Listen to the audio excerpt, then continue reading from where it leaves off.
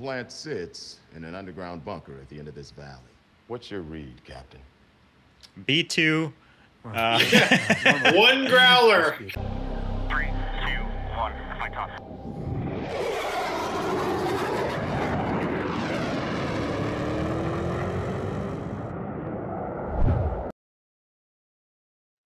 Operation Midnight Hammer, a 60-year-old 06 captain leads 4 Super Hornets into an undisclosed country to take out their nuclear weapons capability, only to steal a Tomcat to get out. No, that's not what happened. What really happened was Operation Midnight Hammer was launched from Whiteman Air Force Base in Missouri, Knob Noster, in what is probably the most interesting juke I've seen in a while, because, you know, I'm not OSINT, right?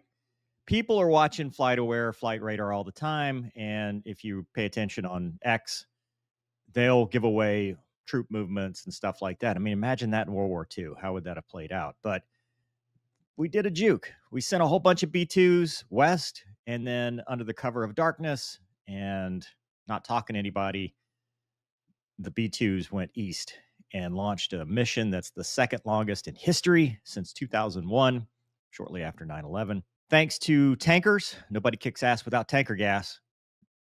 About 125 aircraft, 75 munitions, submarines, Space Force, Cyber Command, Space Command, all the combatant commands.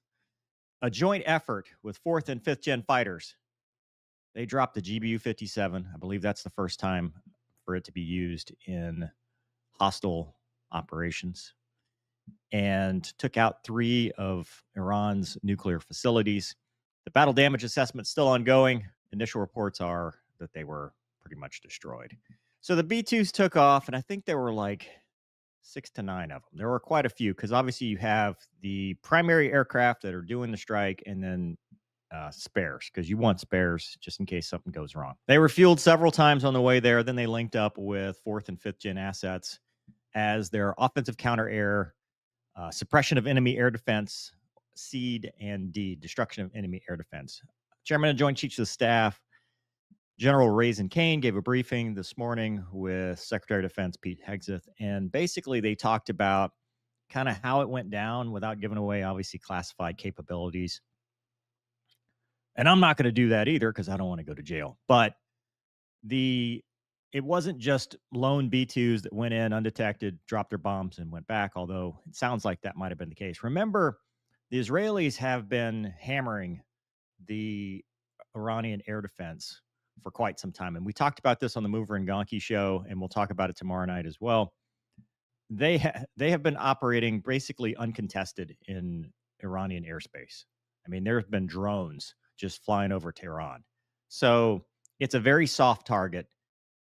From what the brief said this morning, they did not launch any aircraft to face off against the 4th and 5th gen fighters, and they did not launch any missiles.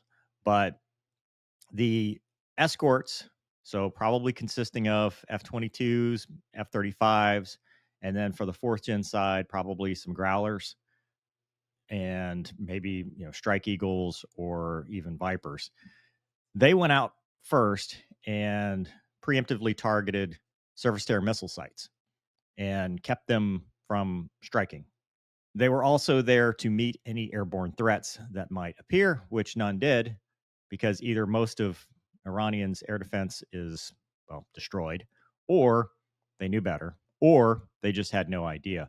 I think at some point when they realized that their systems were down and they were being jammed. Now what is it? I'm having trouble with the radar, sir. What's wrong with it? The radar, sir.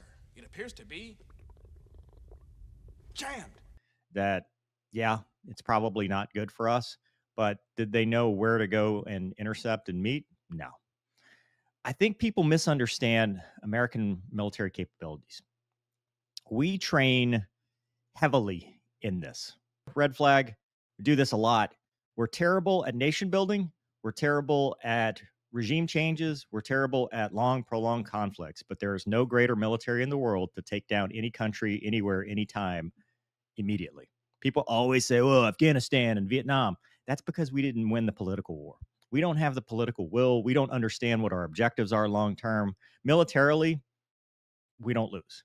But from a political perspective, we lose a lot. And we just can't. If we go in to Iran and try to do a regime change, it's going to be a nightmare. Just like Afghanistan, just like Iraq, because you can't change cultures. You can't change thousands of years of one type of culture and say, boom, you're a democracy. That's the issue we have. For this, when you're talking, you just need a strike overnight, air power is unbeatable. And that's what happened. I mean, even if the Iranians had launched whatever they have, now realize the Russians have kind of gypped them. They were supposed to get Su-35s. They didn't. They were supposed to get double-digit SAMs, or as the public knows. See, in the military, we call like SA-20, SA-22, double-digit SAMs, SA-10s, et cetera. I guess the civilian nomenclature would be like S-400. They never got those, but even if they did, it wouldn't have mattered. We'd have crushed them. So they went in with this strike package, 125 aircraft total with the support from the tankers and everything. Dropped, I think, 75 munitions total, a bunch of GBU-57s, the penetrator bombs that went in and took care of the reactor sites. And then egressed, no shots were fired. And then it was followed up by Tomahawk missiles, just like in the movie or documentary Top Gun Maverick. Tomahawk's airborne.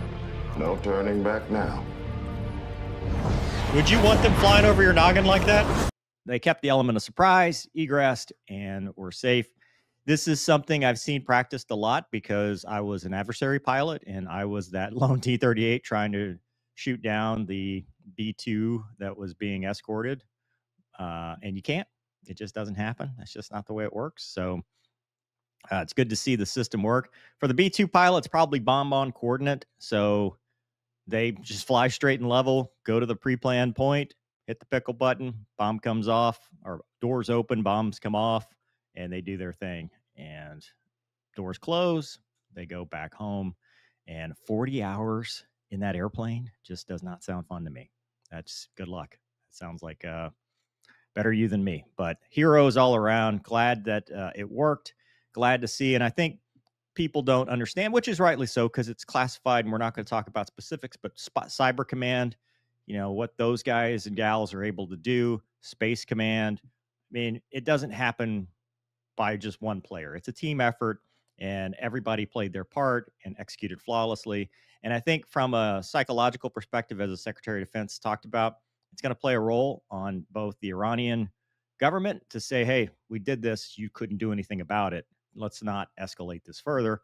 And then also from the perspective of other countries in the FAFO mindset, because like I said, we're not great at nation building. We're not great at prolonged conflicts, but we're really good at this. And the other piece to this too, the drone argument. Yes, eventually this might be able to be taken care of with, you know, a drone in there, but this still proves the point that Iran has that drone program that works great at annoying people and killing ground forces. But when it comes to strategic strikes and air dominance, you still need fighters. You still need fighters. You still need bombers. You still need SEAD. You still need DEED. You need all these things. The era of manned combat flight is not over yet. Maybe eventually, but not today.